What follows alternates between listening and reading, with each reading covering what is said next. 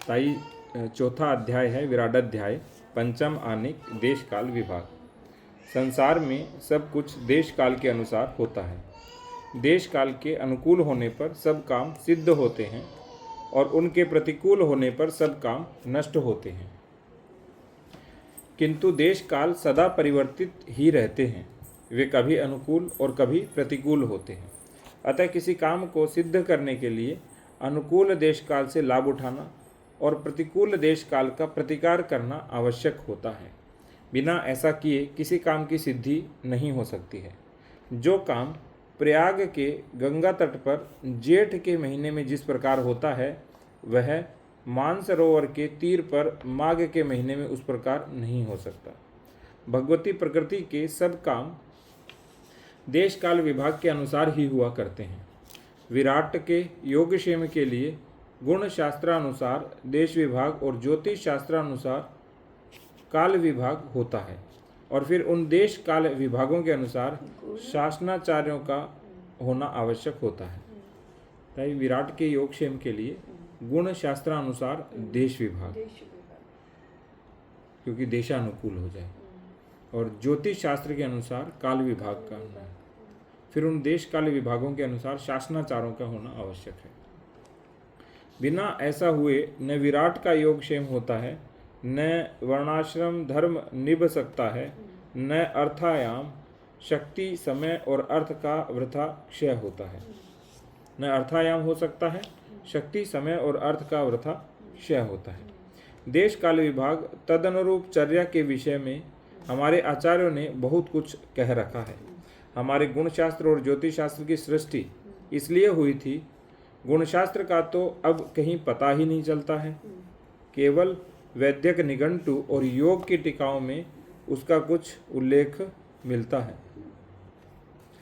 ज्योतिष शास्त्र अब तक कुछ वर्तमान है, किंतु बिल्कुल दूसरे रूप में। इस पुस्तक में देश काल विभाग के विषय में दो एक बातें लिखी जाती हैं। स्थानाभाव के कारण पूरा वर्णन नहीं हो सकता है। हमारे आचार्यों के मतानुसार भिन्न भिन्न स्थानों में तत्वादि गुणों की भिन्न भिन्न प्रकार की मात्रा होने से वहाँ की जलवायु और वहाँ के अन्नादि भी भिन्न भिन्न होते हैं। उसी जलवायु और उसी अन्नादि के अनुसार वहाँ के मनुष्यों की बुद्धि, मन और शरीर भी होते हैं। बुद्धि, मन, शरीर के अनुसार काम करने से हित और तद्विपरीत काम करने से अहित होता है। अतः हमारे देशिकाचार्यों ने गुणशास्त्र के अनुसार सत्वादि गुणों की मात्रा का विचार कर देश को अनेक आवर्तों में, प्रत्येक आवर्त को अनेक राष्ट्रों में, प्रत्येक राष्ट्र को अनेक पुरों में और प्रत्येक पुर को अनेक ग्रामों से घिरा रहता था। देश की विशेषता चिति समझी जाती है और अधिष्ठाता उसके ऋषि होते थे। तो चिति के अधिष्ठाता ऋषि, देश के अधिष्ठाता। देश की विशेषता चिति समझी जाती है और अधिष्ठाता उसके ऋषि होते थे। देश के अधिष्ठाता। आवर्त की विशेषता आचार समझा जाता है और अधिष्ठाता उसके आचार्य होते थे। आवर्त ऋषि आचार्य।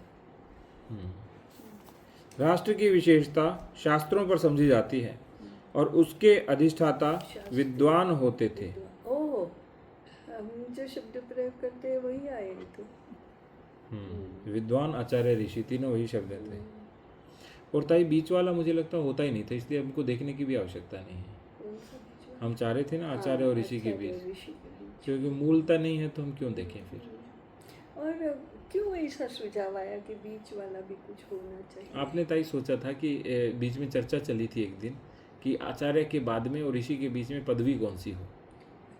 पदवी चर्चा जब हुई थी, क्योंकि प्राज्ञ के बाद आचार्य था, तो मुझे लग रहा है प्राज्ञ से, आचार्य से गुरु ताई विद्वान होना चाहिए, विद्वान पदवी। उससे पहले प्राज्ञ हो सकती है, ऐसा भी कर सकते हैं। आचार्य से पहले विद्वान, प्राज्ञ के बाद विद्वान। थोड़ा विचार करते हैं। जी ताई। राष्ट्र की विशेषता शास्त्रों पर समझी जाती थी और अधिष्ठाता उसके विद्वान होते थे। पुर की विशेषता व्यवसाय समझा जाता था और उसके अधिष्ठाता व्यवसायी होते थे।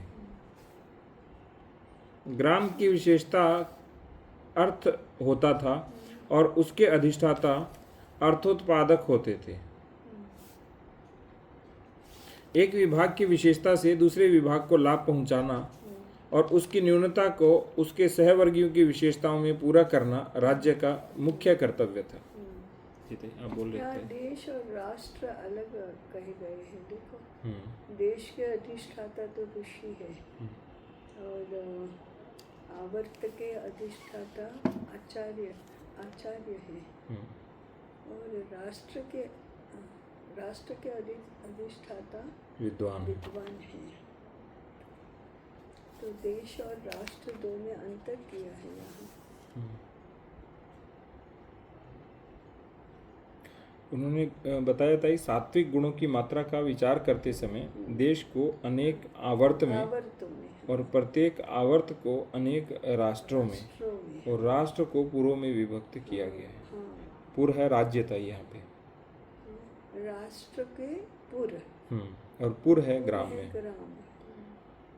तो मुझे लग रहा है ये गुण शास्त्र के अनुसार है। देश विभाग तो गुण शास्त्र के अनुसार है।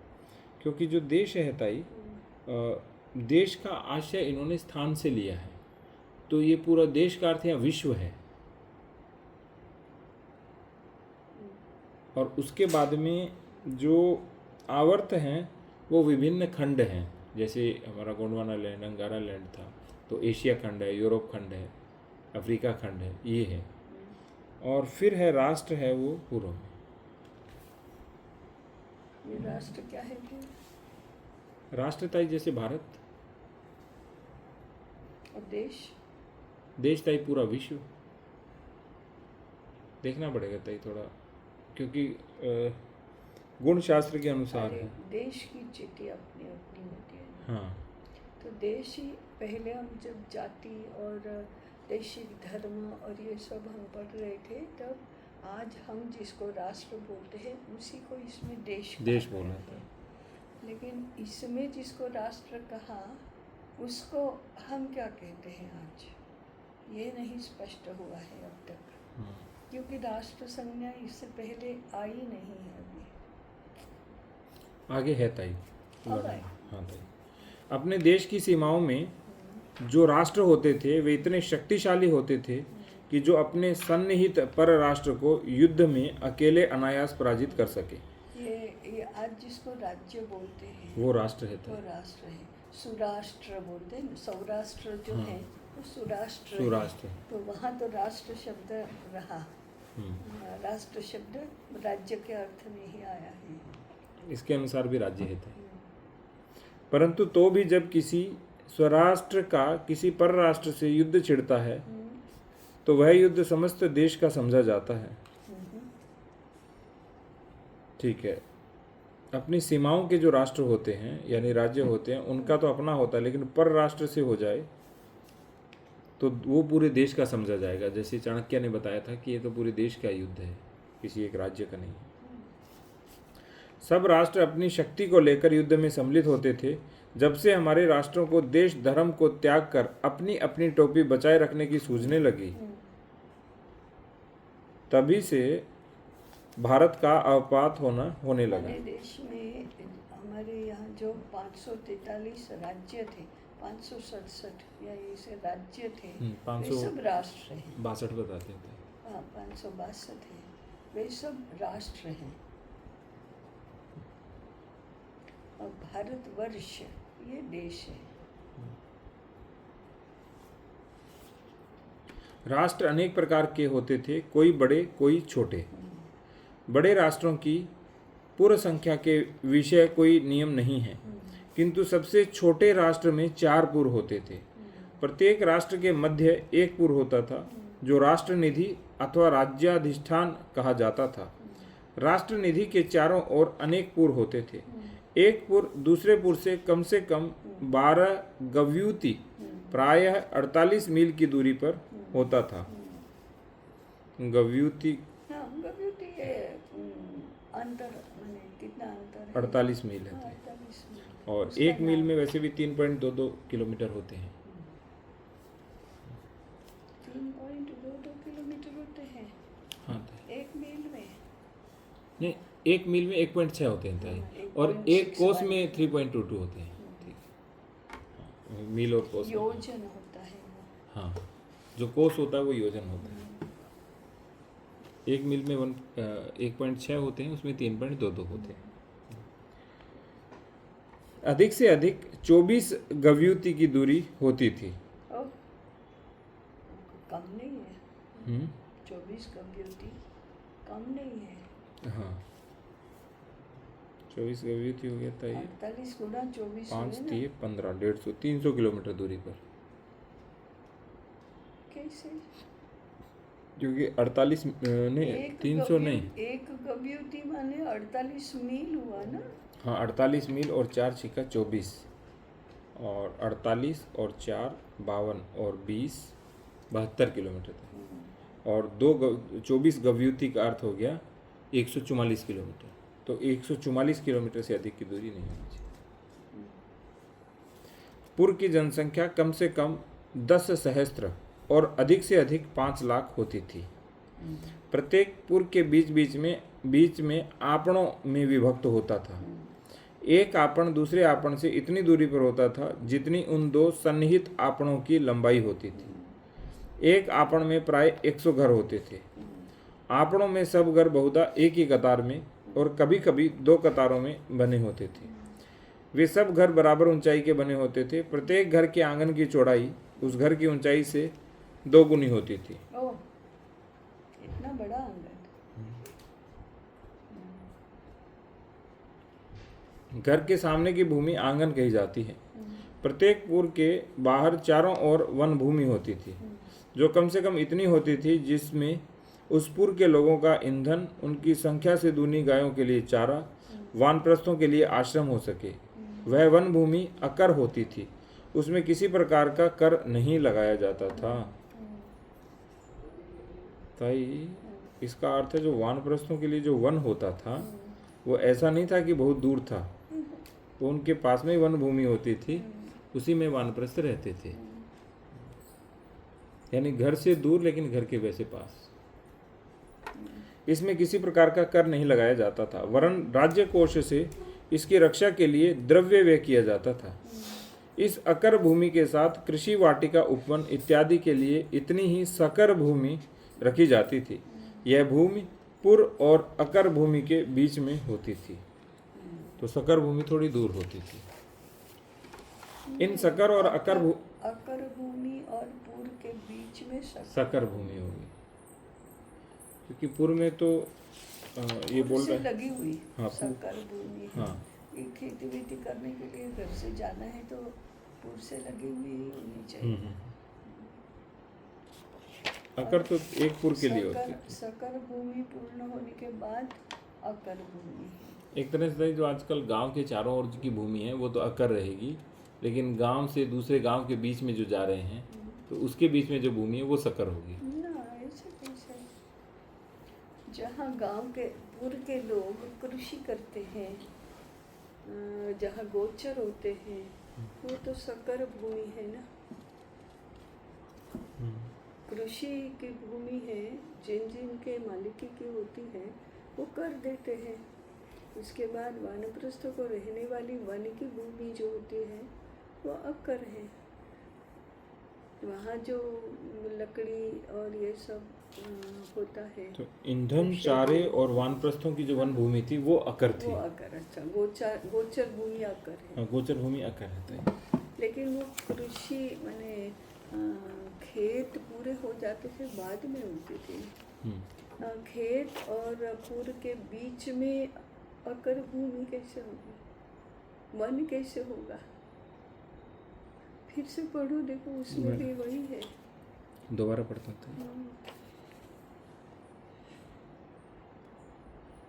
एक आपण में प्रायः 100 घर होते थे। आपणों में सब घर बहुधा एक ही कतार में और कभी कभी 2 कतारों में बने होते थे। वे सब घर बराबर ऊंचाई के बने होते थे। प्रत्येक घर के आंगन की चौड़ाई उस घर की ऊंचाई से 2 गुना होती थी। घर के सामने की भूमि आंगन कही जाती थी। प्रत्येक पुर के बाहर चारों ओर वन भूमि होती थी। जहाँ 100 घर होते थे उसके चारों ओर वन भूमि होती 100 थी। घर वाला तो आपण है, हाँ। पूर नहीं है। हाँ, आपन है ताई। हाँ, आपण। पूर के बाहर वन भूमि है। तो पूर्व बीच बीच में आपण में विभक्त होता था। पूर आपण में, मैं पूरा पढ़ता हूँ ताई हाँ, दोबारा। पूर आपण, आपणों में शुरू से ही पढ़ता हूँ मैं। राष्ट्र अनेक प्रकार के होते थे, कोई बड़े कोई छोटे। बड़े राष्ट्रों की पुर संख्या के विषय में कोई नियम नहीं है, किंतु सब छोटे राष्ट्र में 4 पुर होते थे। प्रत्येक राष्ट्र के मध्य में एक पुर होता था जो राष्ट्रनिधि अथवा राज्याधिष्ठान कहा जाता था। तो राष्ट्र और राज्य एक ही है। राष्ट्रनिधि के चारों ओर अन्य पुर होते थे। एक पुर दूसरे पुर से कम 12 गव्युति प्राय 48 मील की दूरी पर होता था और अधिक से अधिक 24 गव्युति की दूरी पर होता था। पुर की जनसंख्या कम से कम 10 सहस्त्र से 5 लाख होती थी। प्रत्येक पुर बीच बीच में आपणों में विभक्त होता था। तो जो पुर है उसमें आपण होते थे, जो 10 सहस्त्र या 5 लाख कहें तो वो बहुत सारे आपण मिला के बनते थे। और जो आपण होते थे वो एक ही कतार में होते थे, एक ऊंचाई के घर होते थे, जो आंगन की चौड़ाई उनकी ऊंचाई से दुगनी होती थी। अगर 10,000 जनसंख्या का एक हुआ तो कितने आपण होंगे? 3 या 4? 100 होंगे ताई। 100/100। 100 घर होते थे। हाँ, 100 घर होते थे। तो 100 घर माने 700-800 की जनसंख्या होगी। हाँ, 1000 भी मान सकते हो, उस समय तो अच्छी संख्या होती थी। तो 10 आपण 10 आपण होते थे। माने 10 10 आपण आपण का एक पुर है। और 5 लाख वाला तो आपण, 5 लाख वाला तो 500 आपण होंगे। और प्रत्येक पुर के बाहर वन भूमि होती थी, जो कम से कम इतनी होती थी कि उस पुर के लोगों के लिए ईंधन, उनकी संख्या से दूनी गायों के लिए चारा और वानप्रस्थों के लिए आश्रम हो सके। यह भूमि अकर होती। ये पुर से लगी हुई है। हाँ, इसमें ताई क्या है, जो पुर मान लो एक गोला हो गया है, हाँ, उसके अंदर सारे आपन हैं, और पुर के जो चारों ओर है वो वन है। वो वन भी है, जो चारे के लिए है, वानप्रस्थों के रहने के लिए और ईंधन के लिए। और ऐसे ही होता था ताई, पहले चारों ओर वन तो होते ही थे। हाँ, गांव में भी होते थे। परंतु सकर भूमि कहाँ है फिर? आगे है ताई। तो इसमें किसी प्रकार का कर नहीं होता था। राज्य कोष से इसकी रक्षा के लिए द्रव्य व्यय किया जाता था। और इस अकर भूमि के साथ कृषि वाटिका, उपवन इत्यादि के लिए इतनी ही सकर भूमि रखी जाती थी। उसके साथ साथ, हाँ, जितनी अकर है उतनी ही सकर सकर भूमि। यह भूमि पुर और अकर भूमि के बीच में होती थी। हाँ, पुर और अकर भूमि के बीच में ही सकर होगी। तो साथ साथ रखी जाती थी, माने ये भी है ये भी है। ताई, इसका अर्थ ये हुआ, अब समझ आया पूरा, कि जो पहला गोला है बीच का, वो गोला है पुर और आपन का। ठीक है। उसके बाद में जो भूमि है वो है सकर भूमि, और फिर है अकर। हाँ। तो जो अकर है यानी कि ईंधन, चारा, हाँ, और वानप्रस्थियों का निवास। हाँ, और ये है सकर।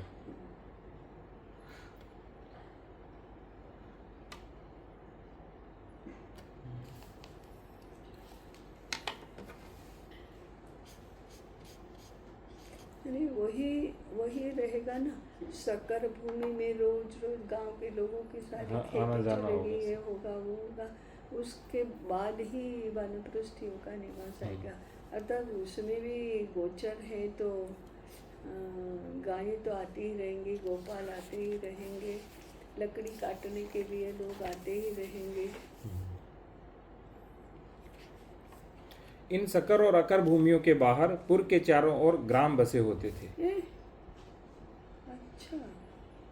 इन सकर और अकर भूमियों के बाहर पुर के चारों ओर ग्राम बसे होते थे। यानी क्योंकि ताई पुर तो 10 सहस्त्र जनसंख्या का था ना, उससे छोटा होगा तो फिर वो ग्राम जैसा हो जाएगा। फिर उसकी भी दी होगी जनसंख्या। हाँ, ग्राम की जनसंख्या कम से कम 100 और अधिक से अधिक 1 सहस्त्र होती थी। हाँ, एक ग्राम दूसरे ग्राम से कम आधी गव्युति और अधिक से अधिक 2 गव्युति की दूरी पर होता था। 2 मील से 8 मील। हाँ, तो 72-36 किलोमीटर से और 144 तक होता था। जिस हिसाब से पुर के लिए अकर और सकर भूमि रखी जाती थी, उससे दुगने और तिगुने हिसाब से ग्रामों के लिए भी रखी जाती थी। 2-3 गुना ज़्यादा होती थी गांव के लिए। बड़ी बात है। पुर और ग्रामों की उद्वर्त जनता के लिए दूसरे पुर और दूसरे ग्राम बनाए जाते थे। उद्वर्त आपने बताया था। अधिक हाँ। अतिरिक्त। ओहो, तो हमारे इतना व्यवस्था थी। हाँ। हम तो बहुत प्लांट व्यक्ति थे। लैंड बने, इतने रहेंगे, अब दूसरे गांव में जाओ। नगर रचना और ग्राम रचना। अपने इसमें एक है पुस्तक, ग्राम रचना शास्त्र, नगर रचना शास्त्र। और अभी तो तय उसी में बढ़ रहे हैं, परेशान हो रहे हैं, अरे सब बाप प्रदूषण रे। बढ़ रहा है। प्रत्येक आवर्त इसका कारण है हर ग्राम में उद्योग है, हर पूर्व में योगक्षेम की उपलब्धि है। इसलिए गांव छोड़कर या पूर्व छोड़कर जाने की आवश्यकता ही नहीं है। प्रत्येक आवर्त, प्रत्येक राष्ट्र, प्रत्येक पुर और प्रत्येक ग्राम की अवस्था ऐसी होती थी कि वह आर्थिक रूप से किसी दूसरे के अधीन नहीं होता था। प्रत्येक स्थान की आवश्यकता अनुसार सब प्रकार के विद्वान, सब प्रकार के शिल्पी, सब प्रकार के व्यवसायी वर्तमान रहते थे। प्रत्येक स्थान में व्यापार का यह नियम होता था कि उसका अति प्रयोजन, विप्रयोजन और निष्प्रयोजन माल, अर्थात ऐसा माल जो प्रयोजन से अधिक हो, जिसका प्रयोजन न रहा हो और जिसका कभी प्रयोजन न हो, निकालकर ऐसे स्थान पर ले जाया जाए जहां उसका प्रयोजन हो। किंतु कभी ऐसा व्यापार होने नहीं दिया जाता था कि जिससे वहां के अन्नादि आवश्यक पदार्थ झाड़ पोंछकर बाहर ले जाए जाएं, वहां से निकम्मी चीजें लाकर घर में भर दी जाएं। न किसी स्थान में ऐसा व्यापार होने दिया जाता था कि जिससे वह स्थान दूसरे स्थान के अधीन होने लगे। व्यष्टिगत सुख समृद्धि के लिए प्रत्येक स्थान आर्थिक रूप से स्वतंत्र रखा जाता था, किंतु समष्टिगत सुख और समृद्धि के लिए सब स्थान दैशिक रूप से परस्पर परतंत्र रखे जाते थे और वे सब एक परिष्कृति रूपी सूत्र में गुथे रहते थे। कैसे थे? माने सबको अपना अपना व्यवसाय करना है, सबको एक दूसरे की आवश्यकताओं की चिंता करनी है, एक दूसरे को आवश्यक वस्तुएं देना है। ये जो एक दूसरे के साथ गूंथा हुआ है वो तो बंधनकारक है ही। कोई अचानक ही अपना व्यवसाय छोड़कर दूसरा व्यवसाय स्वीकार कर ले, ऐसा नहीं होने दिया जाता था।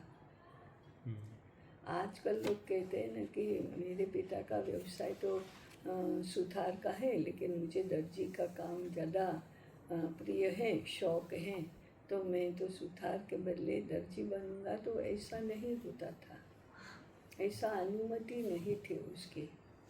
और अगर कोई कहे कि मुझे शौक है, तो शौकिया काम के पैसे नहीं मिलते। अब जैसे कई बीच में ऐसा चला था ना, अपने कपड़े स्वयं सी लो। तो हम यदि अपने कपड़े सी लेते हैं तो भले सिए, उसकी सिलाई तो आपका जो दर्जी है उसको ही मिलेगी। आप शौक से सी रहे हैं ना, तो शौक के पैसे नहीं होते फिर। हाँ, आनंद लीजिए, आनंद लीजिए, लेकिन उसके जो पैसे लगते हैं दर्जी से सिलवाने के, वो दर्जी को दे दो, क्योंकि उसका योगक्षेम चलना चाहिए। आपके शौक से उसके योगक्षेम को बाधा पहुँचे, ऐसा नहीं कर सकते आप। फिर कोई दो व्यवसाय एक साथ नहीं करेगा। मैं सुथार भी हूँ और कुम्हार भी हूँ, ऐसे दोनों काम नहीं होंगे। आपको सुथारी छोड़कर कुम्हारी का काम करना है तो कुम्हार के घर में जाकर रहो। मैंने तो ऐसा भी सुना है, 12 वर्ष तक उस कुम्हार के घर में अप्रेंटिसशिप करो और उसके बाद वहाँ कुम्हार की जो जाति हैं वो आपको कुम्हार के रूप में स्वीकार करेगी और आपको व्यवसाय देगी। तब तक आपको व्यवसाय नहीं मिलेगा, स्वतंत्र व्यवसाय नहीं मिलेगा कुम्हारी का। कुम्हार के घर में आप रह रहे हो तो फिर आपको जजमान मिलेंगे कि इतने घरों का कुम्हारी का काम आपको करना है। और उस दिन से आप दर्जी नहीं रहोगे। फिर दर्जी भी अरे सुधार नहीं रहे। सुधारी भी करना है और कुंभारी भी करना है, इसे दोनों काम एक साथ नहीं करना है। और बदलना है तो उसकी इतनी विधि है, ऐसे ही बदला जाएगा, ऐसे नहीं बदला जाएगा व्यवसाय। देश के विभक्त हुए अंगों को एक सूत्र में गूंथने के लिए हमारे आचार्यों ने अनेक उपाय किए, जिनमें से कुछ अधोलिखित हैं। देश में एक सम्राट का होना। सम्राट का पद अन्वयागत न होकर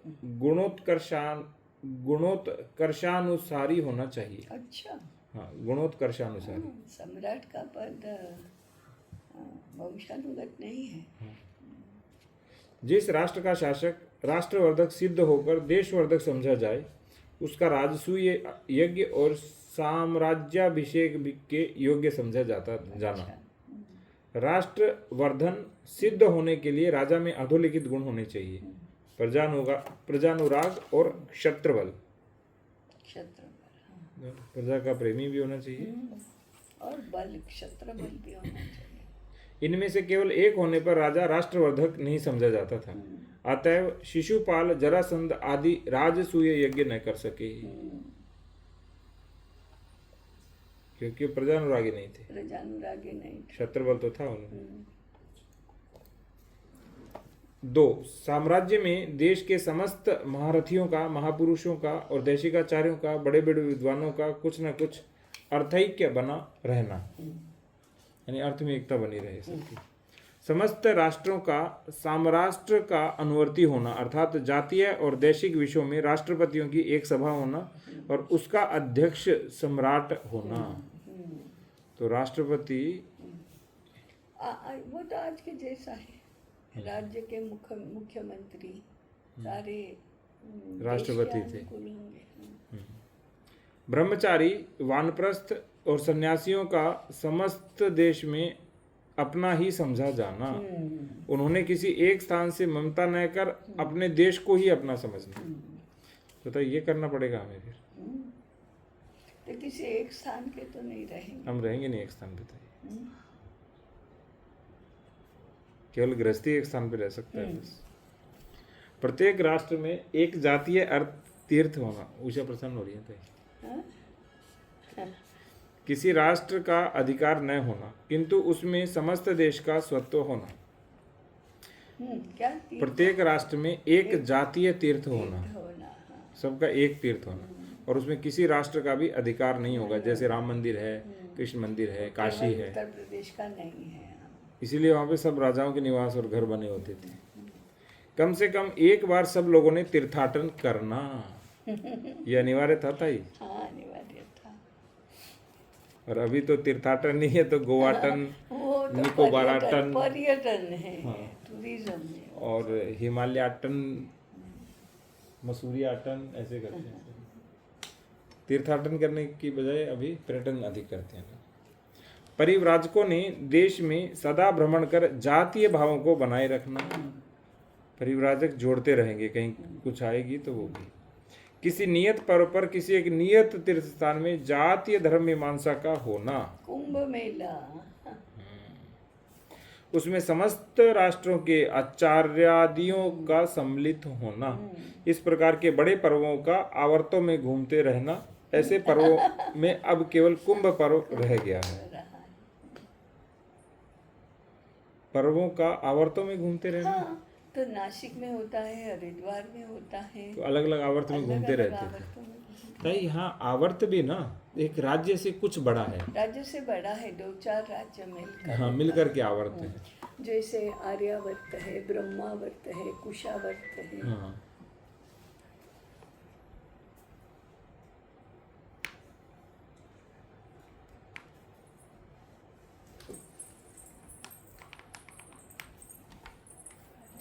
जातीय मंत्र अथवा प्रार्थना का और जातीय संस्कारादियों का एक संस्कृत भाषा में होना। वो पूरे देश में चलेगी। राष्ट्र कोई भी हो, राज्य कोई भी हो, वेद संस्कृत में सभी राज्यों में चलेंगे। मंत्र प्रार्थना वेद। हाँ, वो कन्नड़ और तेलुगु और गुजराती, मराठी नहीं होंगी। समस्त देश में एक ही प्रकार की व्यवस्था और एक ही प्रकार का आचार व्यवहार होना। जातीय पर्वों और उत्सवों का सर्वत्र मनाया जाना है। जैसे भिन्न भिन्न स्थान में भिन्न भिन्न प्रकार के निमित्त होते हैं, भिन्न भिन्न समय में भिन्न भिन्न प्रकार के निमित्त उपस्थित हो जाते हैं। ये निमित्त बिना प्रयोजन के नहीं होते हैं। भगवती प्रकृति का कोई काम बिना क्रम और बिना प्रयोजन के नहीं होता है। जो बात सदा सर्वदा एक नियम से होती है उसे क्रम कहते हैं, किंतु संसार में प्रतिदिन अनेक घटनाएं ऐसी भी होती हैं जिनमें क्रम नहीं पता पड़ता है। जैसा कि जिन कामों से किसी व्यक्ति या जाति का उदय होता है, कालांतर में उन्हीं कामों से उस व्यक्ति या उस जाति का अवपात हो जाता है, किंतु वास्तव में यह अक्रमता आभास मात्र होती है। क्योंकि अनेक कारणों का संयोग होता है तब एक कार्य उत्पन्न होता है, किंतु जिन अनेक कारणों का संयोग एक बार हो जाता है, बार बार उन कारणों का संयोग नहीं होता है। क्योंकि पृथ्वी के अंतरिक्षिक और खगोलिक स्थिति में सदा परिवर्तन होते रहते हैं। वो हमारा ज्योतिष शास्त्र के अनुसार बहुत अधिक चलता था ये। अरे भूगोल और ज्योतिष, खगोल भूगोल एक ही था, और अभी तो हम भूल ही गए, केवल भौतिक रूप से पढ़ते हैं, बाकी मानते ही नहीं। खगोल भूगोल ये देश काल है ना, देखो।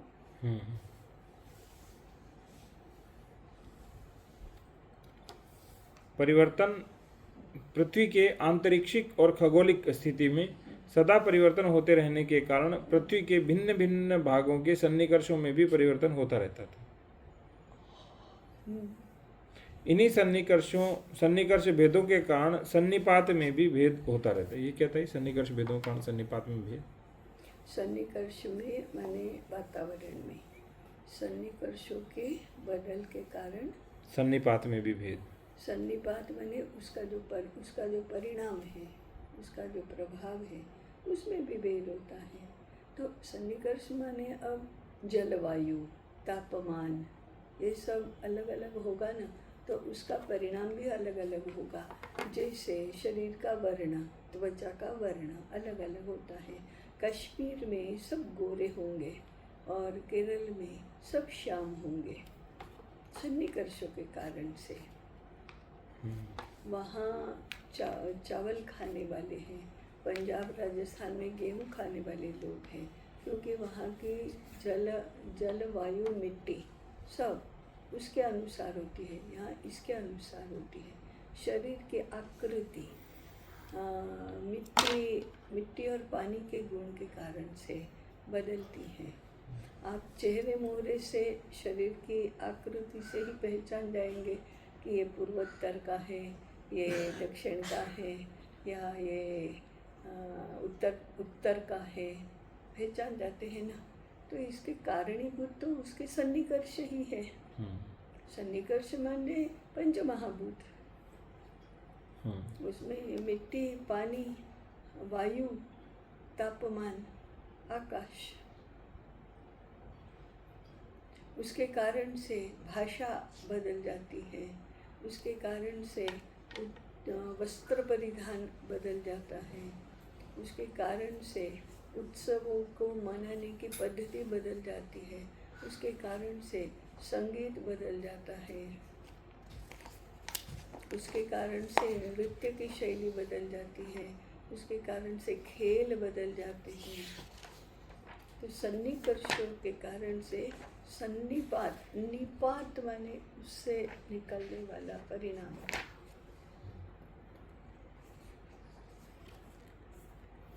हमारे ज्योतिष शास्त्रों के अनुसार आकाश अनंत है। इसके भिन्न भिन्न भागों में सात्विक गुणों की मात्रा भी भिन्न भिन्न प्रकार की होती है, जिनके बीच में होकर पृथ्वी को जाना पड़ता है। पृथ्वी की यह गति आंतरिक्षिक गति कही जाती है। इस अनंत आकाश में अनंत प्रकार के नक्षत्र, तारा, ग्रह भिन्न भिन्न गति से घूमते रहते हैं, जिनके बीच में होकर पृथ्वी को जाना पड़ता है। पृथ्वी की यही गति खगोलिक गति कही जाती है। इस गति के कारण पृथ्वी के भिन्न भिन्न भागों में भिन्न भिन्न प्रकार का प्रभाव पड़ता है। यथा मंगल के उदय से पृथ्वी की और तेज की उष्ण धाराएं चलने लगती हैं, जिनके कारण वाष्प घनीभूत होने नहीं पाता। शुद्ध के उदय होने से पृथ्वी शीतल होने लगती है। शुक्र है। वाष्प घनीभूत होने पर बरसने लगता है। शेष समय तो क्या था, ध इस तरह से आ रहा था ना, यहाँ कह के साथ है तो तो शुभ। बुद्धि में ध ही पढ़ना है और शुद्ध के उदय से भी शुक्र पढ़ना है। अब प्रश्न यह उठता है कि मंगल के उदय होने पर सदा सूखा क्यों नहीं पड़ता? शुक्र के उदय होने पर सदा वर्षा क्यों नहीं होती? समाधान यह है कि भिन्न भिन्न ग्रहों से निकलने वाली भिन्न भिन्न प्रकार की धाराओं के मिलने से जो उदर्क धारा रहती है, उसी के अनुसार सूखा अर्थात वर्षा होती है। उदर्क धारा, उद अर्क, अर्क माने सूर्य और उद माने पानी। उदर्क धारा माने उष्णता और जल दोनों साथ में रहेंगे।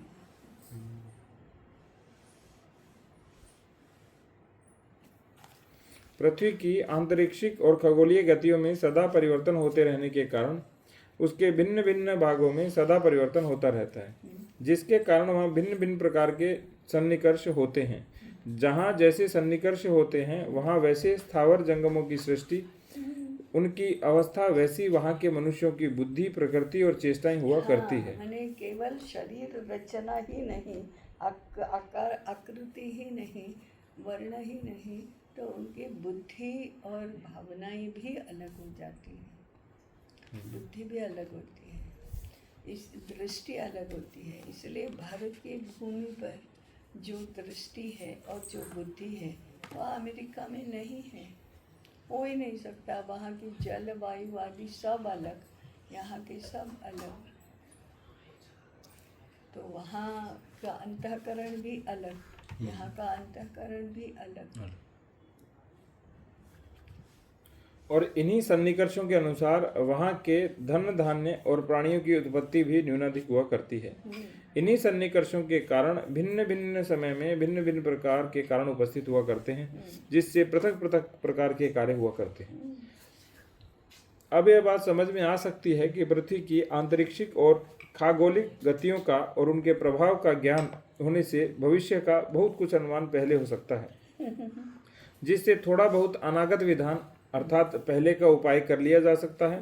अतः पूर्व काल में बड़े बड़े मान मंदिर, बड़ी बड़ी वेधशालाएं स्थापित करना और गुण शास्त्र और ज्योतिष शास्त्र के अच्छे विद्वान को रखना राज्य का धर्म समझा जाता था। मान मंदिर अभी भी बनारस में मान मंदिर के अवशेष मिलेंगे आपको। मान मंदिर के नाम से स्थान भी है ताई। हाँ है ना, वही मान मंदिर, लेकिन अब वो अवशेष ही है। बहुत बड़ी प्रसिद्ध, विश्व में प्रसिद्ध 6 में से 1 काशी में थी, वही मान मंदिर। पहले मान मंदिर सोचा वैसे ही बनाया होगा किसी राजा मान ने, तो मान मंदिर, जबकि मूल तो ये था कि यहाँ गुण शास्त्र, ज्योतिष शास्त्र के विद्वानों को मान रूप में यहाँ रखा जाता था। ये राज्य का धर्म था। मान रूप में रखा जाता था, ऐसा कहाँ लिखा है? नहीं, पूर्व काल में बड़े बड़े मान मंदिर, बड़ी बड़ी वेधशालाएं। हाँ, तो मान मंदिर माने वेधशालाएं। नहीं तो अलग अलग नहीं था ये दोनों, ये ना ठीक अलग अलग है इसमें तो। क्या अलग? या इसी को ही बोला होगा, फिर रिपीट किया है ना। हाँ। मान मंदिर का अर्थ वेधशाला है। अब धर्मपाल में है, इसका अवशेष का आकृति भी है उसमें। 16वीं शताब्दी में विश्व प्रसिद्ध वेधशालाओं में से एक ये बनारस का मान मंदिर है। जयपुर में भी है ना वेधशाला? जयपुर में भी है। तो स्वामी जयसिंह जी ने 5 स्थानों पर बनवाई थी। दूसरा एक प्रसिद्ध क्रम है उज्जैन का, महाकालेश्वर। वहाँ भी है ताई। हाँ, महाकालेश्वर के पास भी है। हाँ, महाकालेश्वर के पास ही है। और महाकालेश्वर में, वहाँ उज्जैन में जो है, वहाँ ग्रीनिच के स्थान पर वही विश्व का स्टैंडर्ड टाइम था। 0 डिग्री रेखांश वहाँ से शुरू होता था, इसलिए वो काल बताता है ना, रेखांश का परिवर्तन काल बताता है, इसलिए वो महाकालेश्वर है। वहाँ का ज्योतिर्लिंग भी काल का ईश्वर, यानी महाकाल। इस साइंटिफिक को छोड़ करके वो ग्रीनविच कर दिया उसको, और क्या, गौर अवैज्ञानिक की ओर ले गए सभी। क्योंकि हम आधिपत्य हमारा है, तो विश्व स्टैंडर्ड टाइम भी हमारा ही होगा, दिशाएं हमारे से ही बनेंगी। देखो मिडिल ईस्ट कहते हैं ना, भारत के लिए वो मिडिल ईस्ट है या मिडिल वेस्ट है? Middle west. तो भी हम मिडिल ईस्ट ही कहते हैं, क्योंकि इंग्लैंड से पूर्व में है, इसलिए मिडिल ईस्ट। फार ईस्ट हमारे लिए कहाँ फार ईस्ट है, जापान या ये सब इंग्लैंड के लिए है। फार ईस्ट। तो सभी बातों में वो स्वयं स्टैंडर्ड बनना चाहता है, आधिपत्य के कारण से तो ज्ञान तय के से तो पुनः बहुत बड़ा अंतर्राष्ट्रीय परिवर्तन करना पड़ेगा, नहीं तो चीज़ें सही नहीं हो पाएंगी। तो समर्थ बनो तब परिवर्तन कर पाओगे ना। और सिस्टम में रह के समर्थ बन सकते हैं तय? नहीं बन सकते हैं। थोड़ी संभावना तो होगी, 1%। हाँ तो देखो थोड़ी तो है, माने थोड़ी है, इसलिए संभल में आप कुछ कर सकते हैं। तो अपना सामर्थ्य दिखाने की थोड़ी संभावना तो है, परंतु थोड़ी संभावना है। लेकिन सिस्टम से बाहर पूर्ण संभावना आ जाती है। सिस्टम से बाहर पूर्ण संभावना। इस प्रकार पृथ्वी, क्योंकि ये सारा जो सामर्थ्य और ये सब है वो इतना परावलंबी है घटनाओं के या इसके, और वो तो देश काल में परिवर्तन की बात ही नहीं है, वो तो पॉलिटिक्स में परिवर्तन की बात है। योगी जी के स्थान पर आने दो अखिलेश यादव को, तो डीएम और को पूछा जाएगा। सही कह रहे हैं, ये तो पॉलिटिकल थोड़ा बहुत सामर्थ्य है। पॉलिटिकल है। इस प्रकार पृथ्वी की आंतरिक्षिक और खगोलिक गति का ज्ञान पहले से हो जाने से अर्थायाम में बड़ी सहायता होती है। आवश्यकता से अधिक होने वाले अर्थ की निकासी और आवश्यकता से कम होने वाले अर्थ की पूर्ति का उपाय पहले से सोच लिया जाता था। अर्थ की पूर्ति, पुरवठा, माने क्या कहेंगे, सप्लाई। अपरंच हमारे आचार्यों के मतानुसार काल विभागानुसार चर्या और नियम पूर्वक रहने से मनुष्य के मन बुद्धि शरीर ठीक रहते थे, जिससे स्वधर्म पालन करने में बड़ी सहायता मिलती है। पूर्व काल में आचार्य लोग गुण शास्त्र और ज्योतिष शास्त्रों के बल से वर्ष फल की सूचना पहले ही दे दिया करते थे। इस प्रथा का स्वांग नष्ट भ्रष्ट रूप से अब तक हुआ करता है। प्रति संवत्सर प्रतिपदा को प्रत्येक घर में संवत्सर फल अर्थात उस वर्ष में होने वाले ग्रहों की स्थिति का, पृथ्वी की आंतरिक्षिक और खगोलीय गतियों का और उनके कारण भिन्न भिन्न प्रकार के स्थावर जंगमों की उत्पत्ति में न्यूनाधिक का और मनुष्यों की मानसिक और शारीरिक चेष्टाओं का भी वर्णन सुनाया जाता है। तो अब नष्ट भ्रष्ट रूप में सुनाया जाता है। तो पहले तो बहुत एक्यूरेट होता था, बहुत एक्यूरेट और सर्वस्पर्शी भी होता था। इति दैशिक शास्त्रे विराडाध्याये देश काल विभागो नाम चतुर्थानिकः। कितना इनका अध्ययन और चिंतन कितना होगा। तो ये ऐसा लगता है कि आसपास भी नहीं पटक रहा मैं तो।